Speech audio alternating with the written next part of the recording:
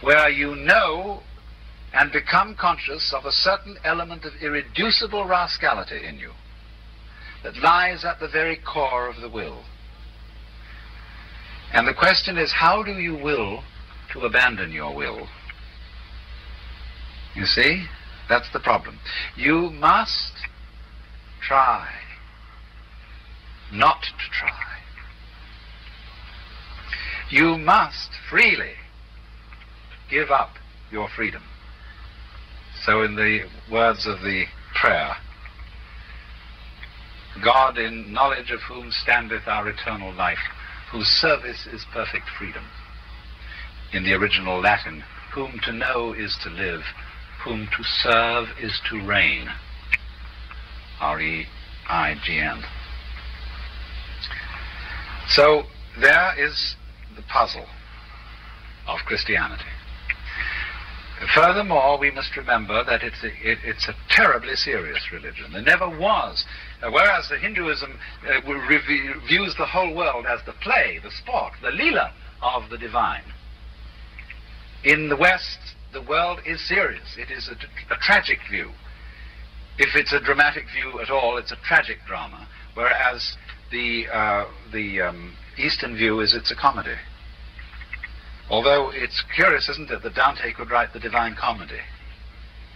Because somewhere, you see, you can't get round it. That if the notation of life, if the meaning of life is fundamentally tragic, God's a washout. So there is the idea, really in a kind of esoteric strain of the Christian tradition.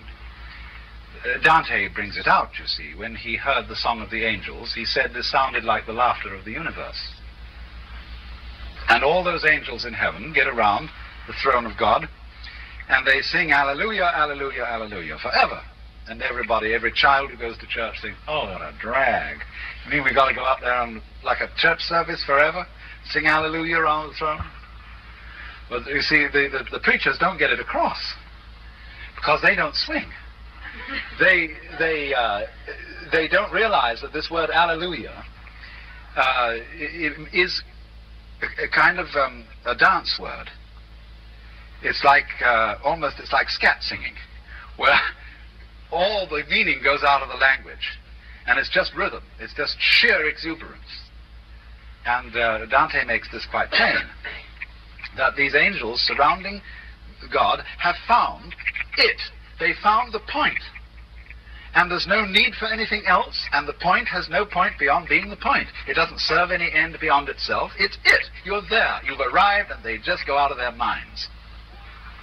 And so that is really what even the most orthodox Christianity is after, if you will press the preacher and get him to follow the logic of his own belief. Now, when we put Christianity, as I showed you, inside the context of Hinduism, and this is something that is happening simply by virtue of the spread of communications. Before we had steamships, let alone jet aircraft, we thought that the world around the Mediterranean was the only civilized world. Indeed, there were some extremely remote people called the Chinese who were supposed to be highly civilized, but they might as well have been on some other planet. But as our communication system has spread beyond the Mediterranean, it is perfectly inevitable that our culture and our religions have to exist in the context of others. And the very fact that this happens automatically changes their meaning whether you like it or not, just as the context of words changes the meaning of the individual words. So we then see that Christianity is now operating. It is in fact happening. This is not something I'm discussing as a quaint theory of something that ought to happen. It's something that is happening. Christianity and Christians, with their particular beliefs and their particular points of view, are waking up to find themselves surrounded by very different peoples, also civilized, who have rather different points of view. Well, what's going to happen? What difference does it make? So then I I'm putting Christianity in the context of Hinduism to make a special case, to give a specific example of the sort of thing that would happen. I'm not saying that it is going to happen just like this. I'm trying to indicate general directions. So then, the Hindu looks at Christianity and he says, good heavens, isn't that amazing? For here, in the many, many forms of being which the Supreme Self, the Brahman, plays at being, here comes the Christian soul. This is a new identity which the dancer of the universe is playing. And he's playing as far out as he can get. He is dancing, not dancing. He is playing that he is not God at all and never was. And that he absolutely not that. Don't you dare claim any kinship with the Father. He created you out of nothing. You are not begotten. You are made. The Son, the Logos, is begotten, you see. The creature is made and can be a son of God by adoption only. The whole human race is orphaned. And God is the Father by adopting, you see. So the Hindu would say, look at that. And what's more, this orphan is now adopted, but goodness, what conditions.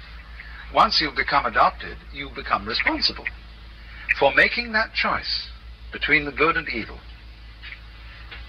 And if you choose the evil, you are lost forever.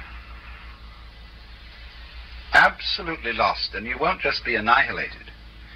You'll spend all the endless cycles of time in excruciating and ineffable agony. You will exist bodily as well as spiritually. You'll be devoured by ever-renewed worms and consumed by fires that will penetrate to the inmost centers of your nerves. You should hear the theologians describe it.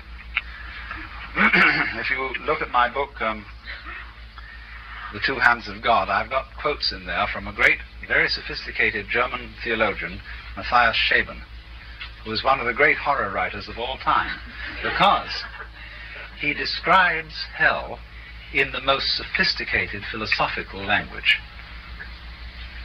That's something that the ordinary preacher doesn't do, like Jonathan Edwards describing a sinner in the hands of an angry God. He'll use just ordinary vivid imagery. But Schaben goes into philosophical categories. I mean, he makes this so horrendous because he is obviously such a great intellectual, describing the reality of physical torments as well as spiritual torments in hell. So you see the predicament that the Christian soul is faced with. So the Hindu looks at that, you see, and says, that is something. Here, the action, the big act, is so good that the actor himself is totally taken in by his part. It's as if Hamlet actually slew Polonius on the stage. The actor of Hamlet actually slew the actor of Polonius, you see. The drama is out of hand. But the Hindu knows it will recover because it's all right. Don't worry, you know. It's okay, there's a doctor in the house. And but from his point of view, you see, he sees this as a very remarkable religion. But now once we've looked at it that way, we've let the cat out of the bag, haven't we? Once you look at it that way, you can never go back to being an ordinary Christian. You know, you've seen that there is a twinkle in the Father's eye. And when he says, dresses himself up in his official robes, puts on his beard and his panoplies of spiritual war, and all the angels gather around, and he says, "Thou shalt love me